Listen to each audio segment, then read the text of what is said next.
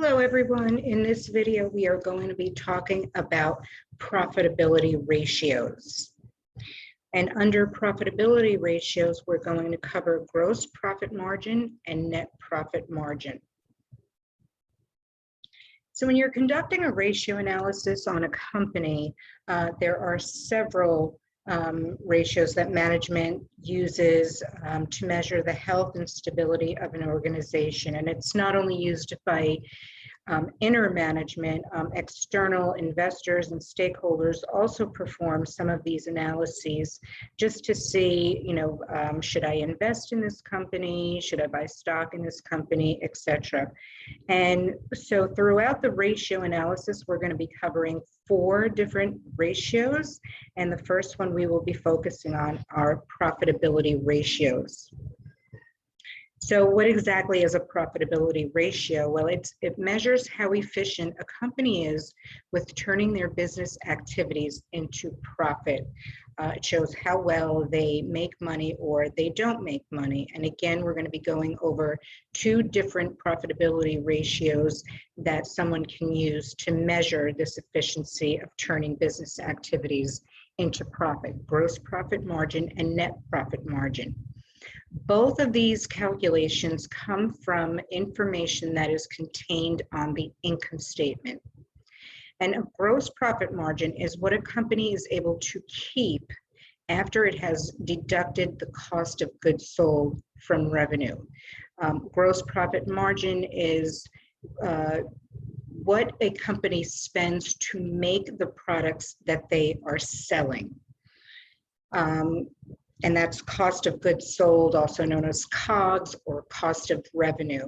So these are all of the expenses that were incurred to make the product. So if you have expenses such as the legal department or the human resources department, they're not involved in making the product, so those expenses are not included in gross profit margin.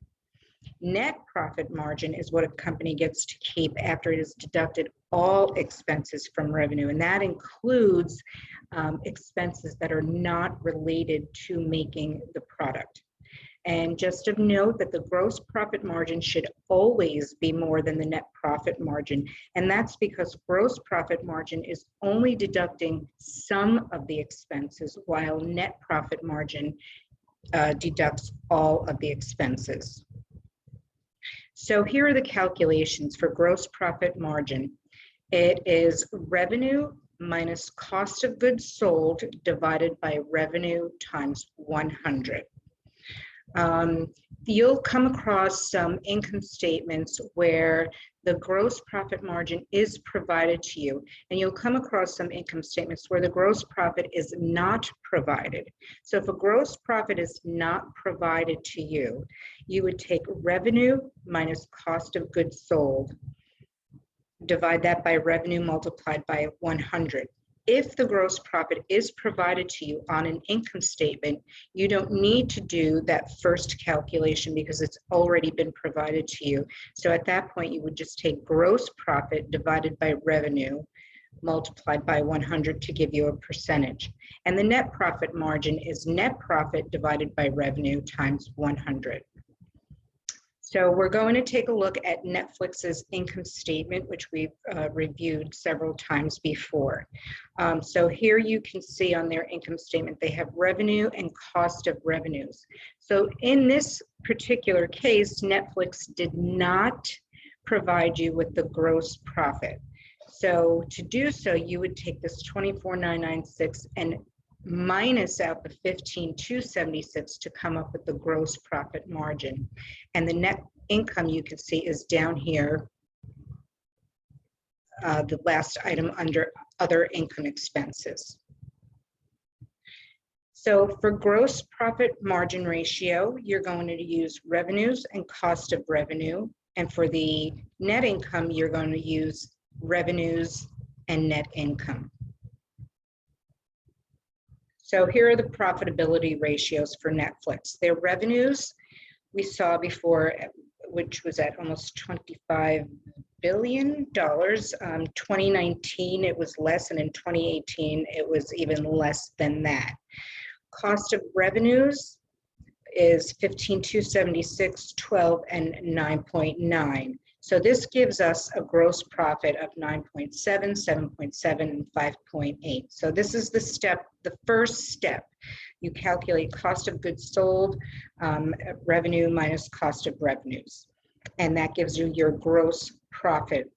And one thing to note here, if you look, historically at Netflix, you can see that they are increasing their revenues greatly, and they're increasing their cost of revenues, what it's costing them to produce their product.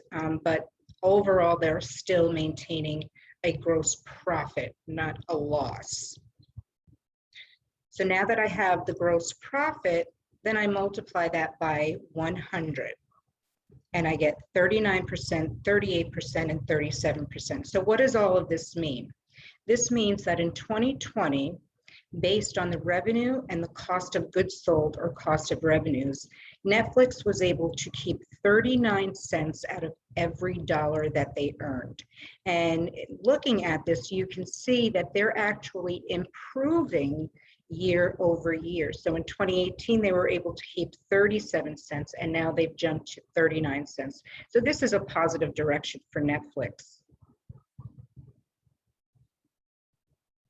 So as I just stated, in 2020, Netflix was able to retain 39 cents for every dollar, and things are improving for the company. Net profit ratio takes revenues and it divides it by the net income, and that's what's highlighted in yellow on the screen. So I'm going to do the same thing. I'm going to take revenues divided by the net income and multiply that by 100 to get the percentage. Just a note that if you format this cell as a percentage, you don't have to do the multiplication by 100. So again, what does this tell us? This tells us that after all of the expenses that Netflix incurs, the expenses that are used to create their products, all of their other expenses for marketing and technology and human resources and finance and their legal, every other expense, they are able to retain 11 cents for every dollar that they earn. So if we look at 2018 to 2020, we can see that once again, they are improving. And to note here that in the gross profit margin, it was 39 cents for every dollar, 38 or 39 cents for every dollar, and the net profit will always be lower because it's taking all of the expenses. But overall, Netflix is definitely doing much better. So here's what we learned. These are the profitability ratios of a company, and they measure how efficient a company is turning business activities into profit.